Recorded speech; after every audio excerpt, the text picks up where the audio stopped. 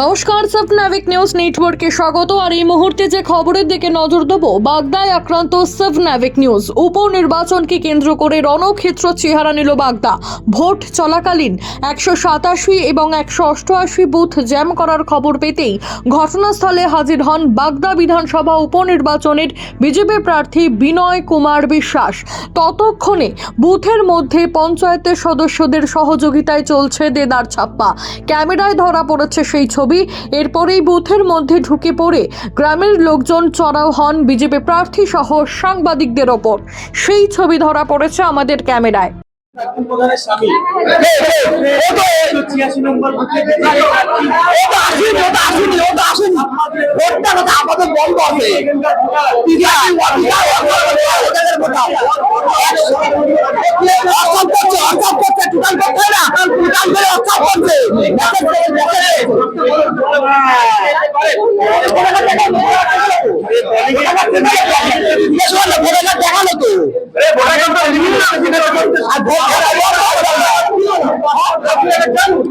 আপনি এটা জানুন এখানে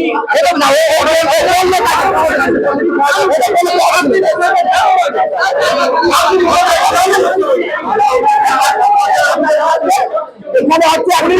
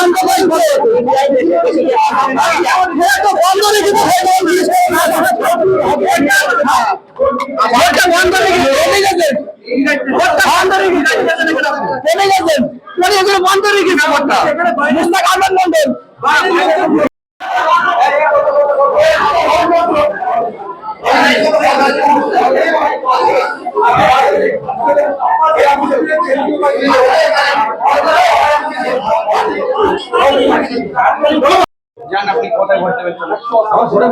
না ভোটার কার্ড ভোটটা কোথায় দেবেন? আপনি এখানে এসে বলছেন যে সরে যান বলছেন। মিটারকে বলিনি আপনি ভোট দিন যান, মিটারকে বলিনি, আপনি ভোটটা দিন। আমি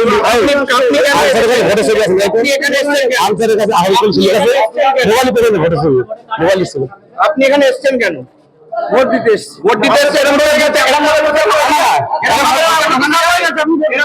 ঢোকানো যায় দাদা? ঢোকানো যায় এরকম ভাবে ভোটে? ভোটের ছবি আমি দেখাচ্ছি। আপনি ভোটার কার্ড ছাড়া ভোটের একদম ভিতরে ঢুকিয়ে ভোট দেবে। ভোটের ছবিটা আনতে গিয়েছে, ভোটের নাম্বার আমি ঢুকছিল তো ভোট দেবো। ভোট পড়ে গেছে, ভোট দেবো অফিসারের সঙ্গে কথা বলবে।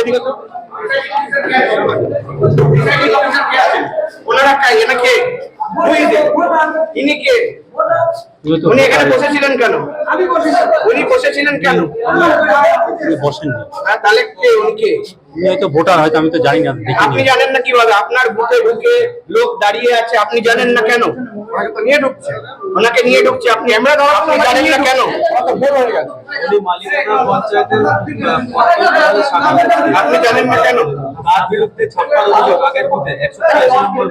এই মুহূর্তে দেখতে পাচ্ছি আমরা এই যে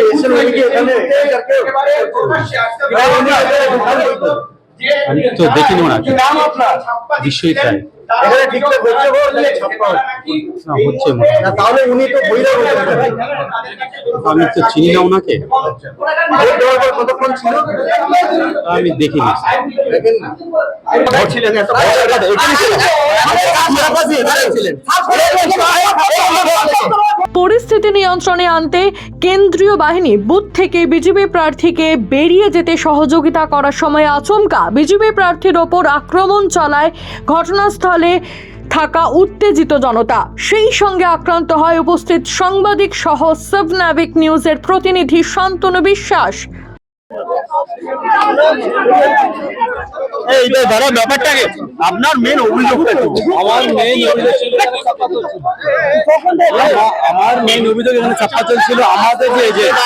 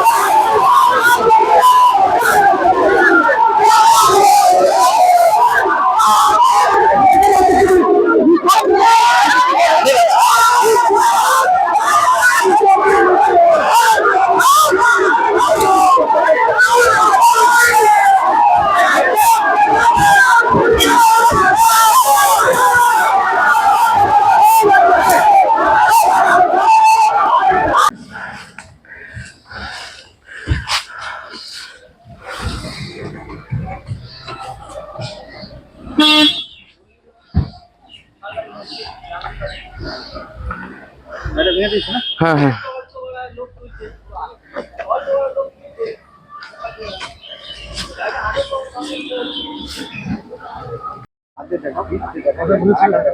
ও আমি বসছিলাম সামনে ভিতরে ইট বড় ইট রয়েছে, ভিতরে যে ইট দিয়ে মেরেছে ইটটা ভিতরে রয়েছে। ইতিমধ্যে এটা ভিতরে রয়েছে পুরো একটা আস্ত ইট।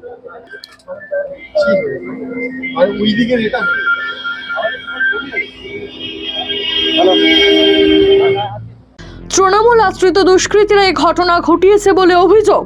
আমি তো বুথ নিরীক্ষণ করার জন্য গিয়েছিলাম, আমার কাছে খবর ছিল ছাপ্পা চলছে, সেই হিসাবে আমি গিয়েছি। গিয়ে দেখি ওখানে আমার কোনো এজেন্ট নেই, ভিতরে কোনো এজেন্টকে পেলাম না। পরবর্তীকালে ফোন করলাম, এজেন্ট বাইরে ছিল, আমি এজেন্টের সাথে কথা বলছিলাম। সে মতো অবস্থায় সাংবাদিকরা আমাকে ঘিরে ধরলো, ঘিরে ধরার পরে সেন্ট্রাল ফোর্স বাইরে বের করে দিল। বাইরে বের করার পরেই গেটের বাইরে যখন আসলাম তখনই মারামারি শুরু করলো, মানে বিরাটভাবে আক্রমণ, জয় বাংলা স্লোগান দিয়ে আমার উপর আক্রমণ করলো। আপনার গাড়িতেও তো ভাঙচুর? হ্যাঁ, আমার গাড়ি দেখেন কিভাবে ভেঙেছে, আমাকে মেরেছে, আমার উত্তরও চলে গেছে, আমি গাড়িতে বসার পরে আমাকে মেরেছে। পুলিশ প্রশাসন পিছনের দিকটা ছিল, ওরা হয়তো পুলিশ প্রশাসন ভাবতেই পারেনি এই ধরনের মারামারি এই ধরনের কিছু করবে, এটা আমি বলতে পারবো না। তবে আমি পুলিশ প্রশাসনকে খুঁজেছিলাম আমাকে বাঁচানোর জন্য, আমি সেই সময় পুলিশ প্রশাসনকে পাইনি, সেন্ট্রাল ফোর্সকেও পাইনি, আমি নিরুপায় ছিলাম। 2 ঘন্টার মধ্যে নির্বাচন কমিশন এই ঘটনার তলব করেছে, রিপোর্ট চাইছে। হ্যাঁ, এখন আমি আমার সভাপতিকে জানিয়েছি, আমার সভাপতি যেটা করবেন ঠিক আছে, আমার সভাপতির সাথে আমার কথা হয়েছে, ওনারাও আসছেন, আমি কথা বলবো, তারপরে কিছু বাগদা কিন্তু উত্তেজনা কিন্তু বাগদা গাতপুকুর এলাকায় 188 যে বুথ নাম্বার, সেই বুথ নাম্বারে কিন্তু উত্তেজনা। সেখানে কিন্তু ভুয়ো ভোটার ধরা পড়ে আমাদের চোখের সামনে।